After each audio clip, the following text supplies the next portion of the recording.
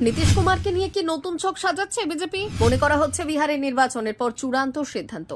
নানা মহল থেকে যে খবর ভেসে আসছে তাতে রাজনৈতিক অনেক সমীকরণই বদলে যেতে পারে। এমনিতেই উপরাষ্ট্রপতি জগদীপ ধনখড়ের পদত্যাগ নিয়ে নানা কথা শোনা যাচ্ছে। এবার কি তবে নীতিশ কুমার? উপরাষ্ট্রপতি জগদীপ ধনখড়ের আকস্মিক পদত্যাগ ঘিরে দেশ জুড়ে শোরগোল পড়ে গেছে। স্বাস্থ্যগত কারণ দেখালেও বিরোধীরা এই চুক্তি মানতে নারাজ।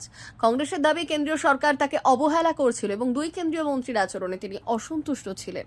এই পদত্যাগের সাথে এবার বিহারের রাজনীতি এবং আসন্ন বিধানসভা নির্বাচনকে জুড়ে দিয়ে জোর জল্পনা শুরু হয়েছে যে ধনখড়ের স্থলাভিষিক্ত হতে পারে বিহারের মুখ্যমন্ত্রী এবং আইডিইউ প্রধান নীতিশ কুমার। এই জল্পনার পেছনে একাধিক কারণ উঠে আসছে। বিহারে বিজেপির বিধায়ক হরিভূষণ ঠাকুর এবং মন্ত্রী প্রেম কুমার সহ একাধিক বিজেপি নেতা নীতিশ কুমারকে উপরাষ্ট্রপতি করার পক্ষে সওয়াল করেছেন। তাদের মতে নীতিশ কুমার এই পদে আসীন হলে তা বিহারের জন্য সৌভাগ্যের বিষয় হবে। রাজনৈতিক বিশ্লেষকদের মতে বিহারে আসন্ন বিধানসভা নির্বাচন এই সিদ্ধান্তের পেছনে বড় অনুঘটক হিসেবে কাজ করছে। বিজেপির এখনো পর্যন্ত বিহারে এককভাবে সংখ্যাগরিষ্ঠতা অর্জন করতে পারেনি এবং নীতিশের নেতৃত্বাধীন জেডিইউকে জোটসঙ্গী হিসেবে তাদের প্রয়োজন। তবে এই নির্বাচনে বিজেপি নিজেদের আসন সংখ্যা বাড়ানোর বিষয়ে আশাবাদী। সেক্ষেত্রে নীতিশকে মুখ্যমন্ত্রী পদে রাখলে ভবিষ্যৎ সিদ্ধান্তের সংঘাতের সম্ভাবনা রয়েছে। তাছাড়া সত্তরোর্ধ্ব নীতিশের হাতে মুখ্যমন্ত্রীর দায়িত্ব দেওয়া নিয়ে রাজ্য বিজেপির একাংশের মধ্যে আপত্তি রয়েছে।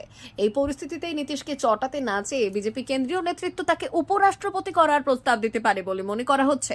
গতকাল সোমবার সন্ধ্যায় রাষ্ট্রপতি দ্রৌপদী মুর্মুর কাছে ধনখড় তার পদত্যাগপত্র পাঠালেন, যা মঙ্গলবার সকালে গৃহীত হয়েছে। মঙ্গলবার তিনি সংসদেও আসেননি। তার পরিবর্তে রাজ্যসভা চেয়ারপারসন হিসেবে জেডিইউ এর হরিবংশ নারায়ণ সিংকে দেখা গেছে। তিনি 2020 সাল থেকে রাজ্যসভার ডেপুটি চেয়ারম্যান হিসেবে রয়েছেন এবং বিহারের বিধানসভা নির্বাচন শেষ না হওয়া পর্যন্ত তিনি রাজ্যসভা পরিচালনার দায়িত্বে থাকবেন বলে জানা যায়।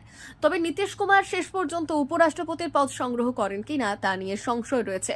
বিশ্লেষকদের একাংশ মনে করেন এই পদ গ্রহণ করলে বিহারের রাজনীতিতে তার ছেলে নিশান্ত কুমারের রাজনৈতিক ভবিষ্যৎ অনিশ্চিত হয়ে পড়তে পারে।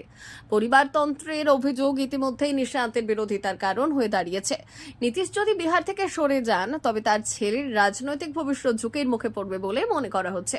শেষ পর্যন্ত নীতিশ কি সিদ্ধান্ত নেন তা বিহার বিধানসভা নির্বাচনের পরই স্পষ্ট হবে। যদি বিজেপির তুলনায় জেডিইউ এর আসন সংখ্যা কম হয় তবে নীতিশকে উপরাষ্ট্রপতি পদে রাজি করানো সহজ হবে বলে মনে করা হচ্ছে। তবে নীতিশের পল্টুরাম তকমা এবং তার বারবার শিবির বদলের প্রবণতাও একটি গুরুত্বপূর্ণ বিষয়। পুরো পরিস্থিতি এখন বিহারের নির্বাচনের ফলের উপর নির্ভর করছে।